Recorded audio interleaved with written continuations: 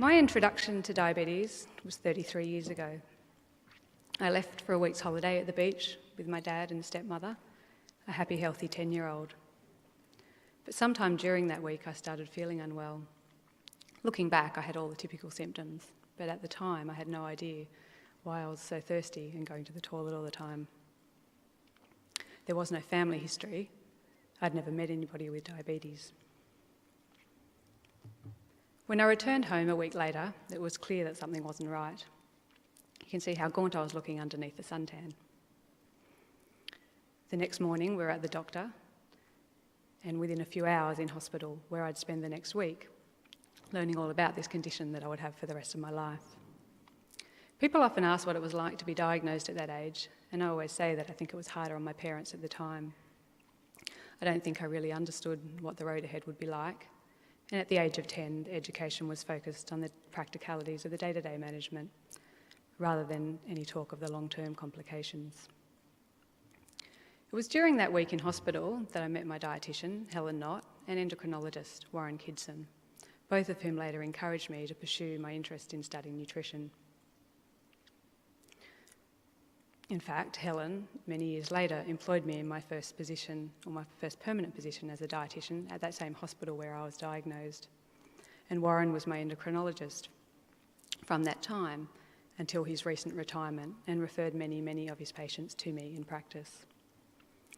After graduating as a dietitian, I knew I wanted to specialise in helping people with diabetes, so I completed my graduate certificate in diabetes education and management. It's now close to 20 years that I've been working as an educator. A lot has changed since I was diagnosed, largely for the better, of course. The insulin I use is more predictable. I inject with a pen rather than a syringe. If I chose to, I could use an insulin pump. The needles are much shorter and finer, and blood glucose meters have come a very long way. I managed to find this picture of my very first meter. You had to put the blood on the strip, wait a minute, wipe it off, and wait another minute to get the result. While you were waiting, you could make a guess at what the reading might be based on the colour change on the strip. It needed a lot of blood, about 10 times my current meter, and it was big. Then there was the Lancet device. Some older members of the audience may remember this one. When I was searching for images online, I found this in a number of places, named a number of different things, including the worst ever Lancet device, but my favourite was the guillotine. These days I use CGM, and I often say it's changed my life. One of my clients once told me that he had blood glucose meter separation anxiety. It was a wonderful term for something that I most certainly suffer from myself, as do many of the clients that I see.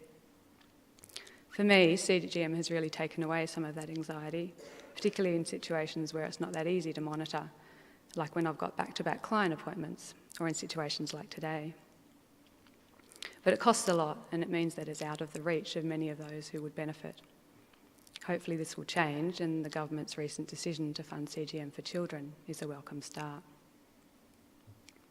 Dietary recommendations are a lot more flexible. Back then, it was a strict, no added sugar, carbohydrate portion diet. I was on a typical 3-1, 3-1, 3-1 regime, and if I was hungry outside of that, I filled up on Devon and cheese. Birthday cakes were made with liquid sugarine, including pavlova that was a lot more like polystyrene than meringue. Considering sugar was off the menu, I didn't think they were too bad, but they generally weren't so popular amongst other members of the family and generally needed a lot of cream to make them edible. It's no wonder I'm now vegan. So that was diabetes in the 80s, and as I said, a lot has changed. But there are two things that haven't changed. The cure that we've all been waiting for still hasn't eventuated, and living with diabetes is hard. Despite all the progress and the improvements in technology, diabetes is still a full-time job, and one that doesn't always come with rewards. Diabetes is unpredictable. There are so many different factors affecting blood glucose levels. And balancing diabetes management, and fitting it into the day-to-day life can be a challenge. That's where we come in as diabetes educators. As the name suggests, our primary role is that of education, but I actually think that we do much more. And of course, knowledge alone isn't enough. Winning the CDE of the Year award and hearing some of the comments from my clients and colleagues who nominated me and were involved in my documentary made me appreciate all of the different roles that we play and the key attributes of an effective diabetes educator. As I talk through these, I'm sure you will recognise many of them in yourselves. I'm also going to share some quotes from some of my clients that I think illustrate these points well. Our first role is that of a good listener, and often also a counsellor, while being mindful of working within our scope of practice. When people first come to see us, they can be overwhelmed and confused. They may be frightened, angry or upset. Some may have feelings of failure and guilt. Our job is to listen, to acknowledge and address those feelings, and to tailor our education accordingly. So I'll read through some of these. I was in a state of overwhelm. I'd made a few attempts to resolve the problem, but I came away confused and frustrated. I responded badly to the endless guilt that is diabetes, and my diabetic control continued to deteriorate. Even when I did everything that I was told, I couldn't keep my blood glucose levels under control. I felt it was simply my fault that I was having the problems.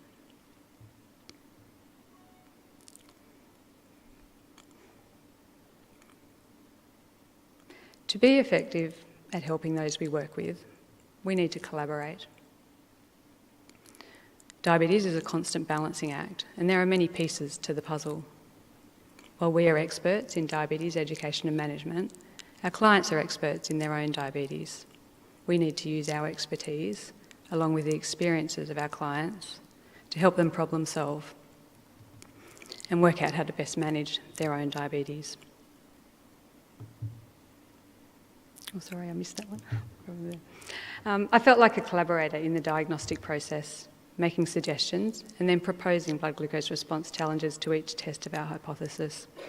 These were usually her ideas, but she invited shared ownership. We discussed the options and choose the best course of action. I'm involved in all the decisions regarding my diabetes management. Persistence in trying to solve the problems, encouragement to cooperate to get the problem solved. I felt like I was a partner in solving the problem. We also act as a guide, while at the same time encouraging ownership and self-management. While our clients seek our expertise and we can provide education and guide them in the right direction, we know that most of the day-to-day management of their diabetes is up to them, and we need to foster their self-management skills. Encourage me to take responsibility for my own proactive management of my diabetes. Imbued me with a belief that with focused commitment to the lifestyle and dietary challenges, I could achieve my health and fitness goals. By explaining to people the seriousness of the problem and getting people to accept that the future of their health is in their hands and to actually do something about their condition.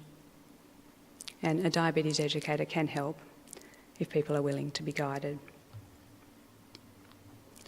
Finally, we need to be tolerant and flexible, understanding that each person will deal with a diagnosis of their diabetes in a different way and may make choices different to our own when it comes to managing their diabetes and incorporating it into their day-to-day life. So I've never felt judged. I need someone who is flexible and adapts to the limitations that I impose through a lack of discipline. I need an action plan that suits my needs and where I'm at, and one that is achievable. And I have an active social and physical lifestyle as a type 1 diabetic, and both diet and exercise have their challenges. I need supportive leadership, but also flexibility so my lifestyle doesn't suffer.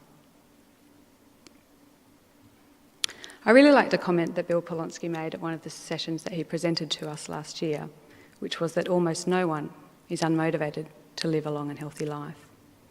As he pointed out, for some people, diabetes just isn't as high up their priority list as we might wish it to be, and one of our main roles as educators is to work out what to do about that. Just as living with diabetes is hard, our role as diabetes educators isn't an easy one. It's also a balancing act. We need to provide comprehensive education, help our clients to achieve optimal management of their diabetes, and ensure that they understand the implications of not doing so. But at the same time, we need to be careful that we don't cause unnecessary fear and guilt.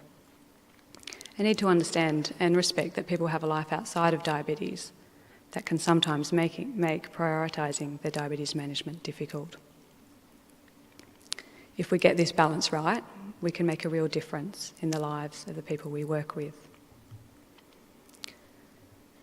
I'd like to finish up by speaking about Jan Baldwin.